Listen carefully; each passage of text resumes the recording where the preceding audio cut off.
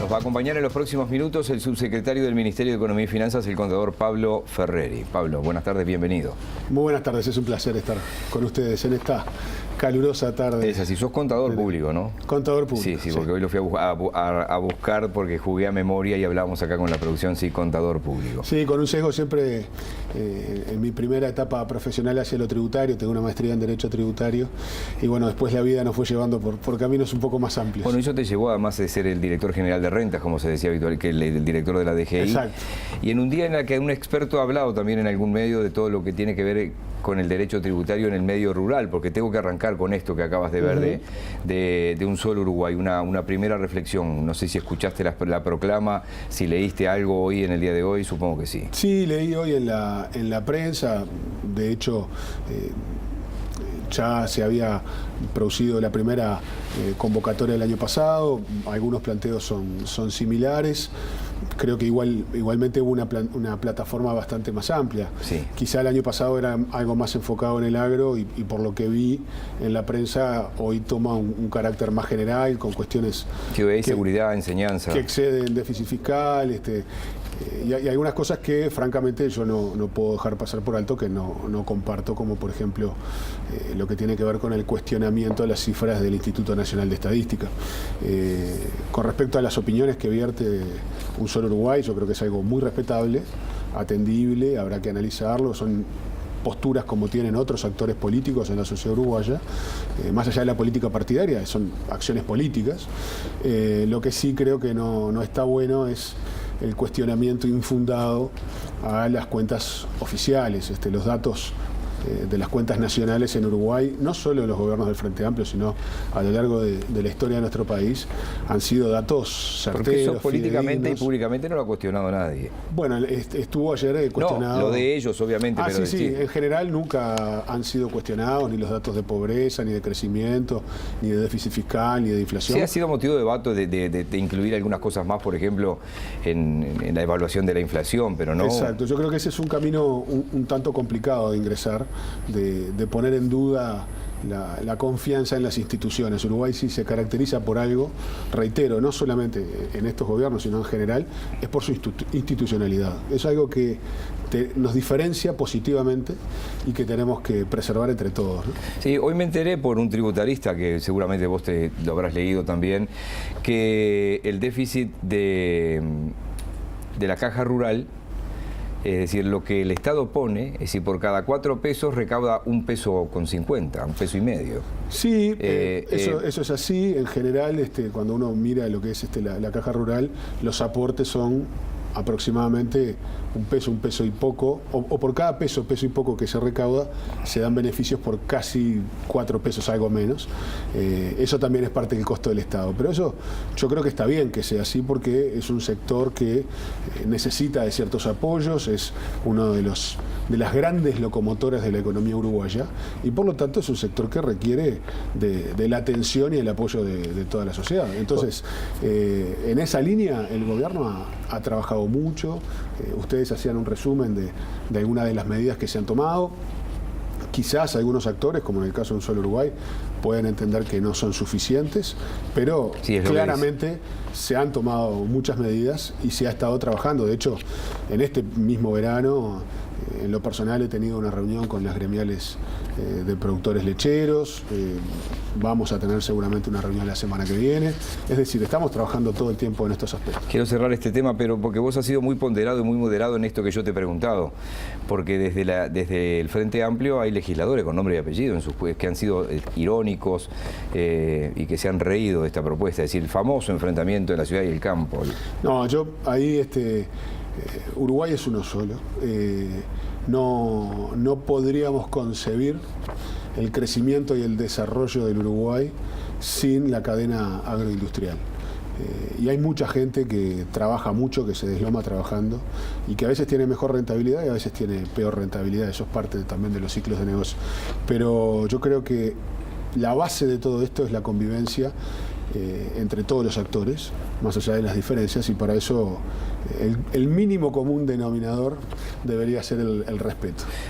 Y ahí entonces es cuando uno tiene que actuar con respeto y también exigir respeto a la institucionalidad, como mencionaba en el caso de ingresar en terrenos que no son buenos, como poner en dudas las cifras oficiales. Te llevo a otros temas rápidamente. Ya que hablábamos ahí de ese déficit en esa caja y que ha sido tema el año pasado, el tema de la caja militar, ¿el gobierno que viene tendrá que llevar la edad de jubilación a los 65 años?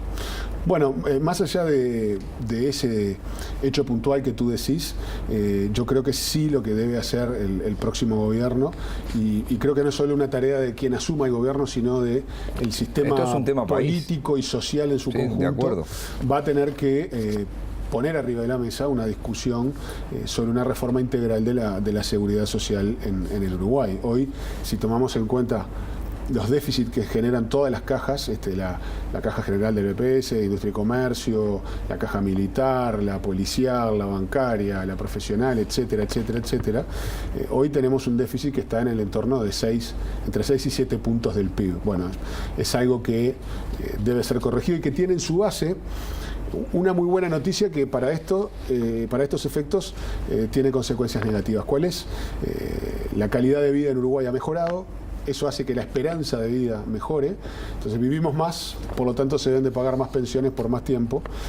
Bueno, eso tiene que ser tomado en cuenta a la hora de no solo la edad de jubilación, sino las primas que se pagan por jubilación, los incentivos que se dan a trabajar parcialmente, con retiros parciales. Es decir, es una discusión más compleja, pero reitero, es un asunto que requiere una política de Estado y un gran diálogo nacional. Le digo a la gente que lo tengo claro, que no es lo mismo estar sentado acá y trabajar hasta los 70 que estar en una obra en construcción, ser un albañil, porque cada vez que digo esto después me dedican algunos saludos. No, claro, ya el sistema previsional uruguayo tiene caracterizaciones en función de lo que son los distintos tipos de trabajo. Obvio. Bueno, sobre eso también hay que trabajar y ayornarlo, porque también a lo que tiene a los temas típicos de ir mejorando la esperanza de vida, de que vivamos más años, hay que agregarle algo que está haciendo un tsunami y que tiene que ver con las nuevas modalidades de trabajo. La irrupción de la innovación tecnológica hace que las formas de trabajar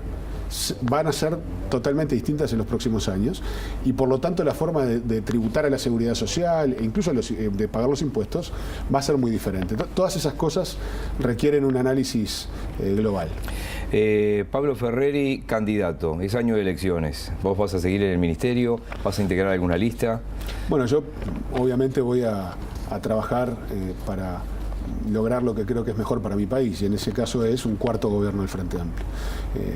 Yo pertenezco al Frente Liber Seregni, seguramente participaré del proceso electoral, tratando de que el Frente Liber Seregni tenga la mejor votación posible, y bueno, luego la vida dirá más adelante, pero son decisiones que más que de tinte personal son de corte colectivo, es decir, habrá que ir viendo en los próximos meses qué lugar ocupa cada uno, teniendo claro que todavía queda un año de gobierno y hay que gobernar, porque hay muchas cosas por hacer todavía, hay muchas iniciativas que se han llevado adelante y que se van a estar ejecutando y concretando este año. Te pongo, por ejemplo, hemos trabajado mucho en este periodo de gobierno en los aspectos infraestructurales, y en el primer semestre de este año se estarán concretando los inicios de obras de 2 PPP viales, de 2 procesos de participación público-privada viales, y 2 PPP educativas, con la construcción de decenas de CAIF, liceos y escuelas.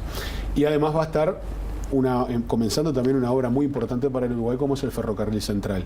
Por lo tanto, hay mucha cosa para hacer y no se puede descuidar la gestión de gobierno, porque es lo que mejora la calidad de vida de los uruguayos. Más allá de eso, volviendo a tu pregunta inicial, seguramente la campaña electoral nos va a tener insertos en la misma, ¿no? Ustedes como Frente Liber Seregni van a apoyar a Daniel Martínez. Sí, nosotros entendemos que tenemos hoy en el Frente Amplio 4 magníficos precandidatos con perfiles diferentes.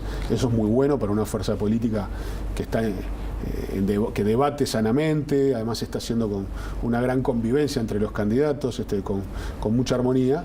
Nosotros entendemos que la mejor opción es Daniel Martínez, por su larga historia, por su acumulación política, tanto en cargos de gestión pública, privada, legislativos, en la Intendencia, y es alguien que tiene mucha cercanía, una gran capacidad de formar equipos y una gran capacidad de diálogo y consensos. Creo que eso para el Uruguay que se viene es fundamental. La pregunta más difícil, porque seguramente tenés la respuesta armada, es decir, decir, Pablo Ferreri entre los candidatos del Frente Amplio a la Intendencia en el 2020.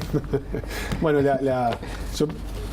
si tú deciste una respuesta armada. Y yo sí, digo, si ahí viene con una respuesta armada es con esa, así que mete el cassette, plinguín. No, pero no es armada, pero sí creo que expresa el sentir. Ese es un enorme desafío y a mí me gustan los desafíos. Pero O también, sea que a priori no dices no. pero también hay que ir viendo porque hay un calendario electoral muy extenso. No, obviamente. Yo creo que es una de las cosas que a futuro habría que ver en el Uruguay también. Tenemos primero una interna donde nosotros vamos a trabajar para que Daniel Martínez se convierta en el candidato del Frente Amplio. Luego hay una elección nacional en octubre, luego hay un balotaje seguramente en noviembre y recién en mayo del 2020 son las elecciones municipales.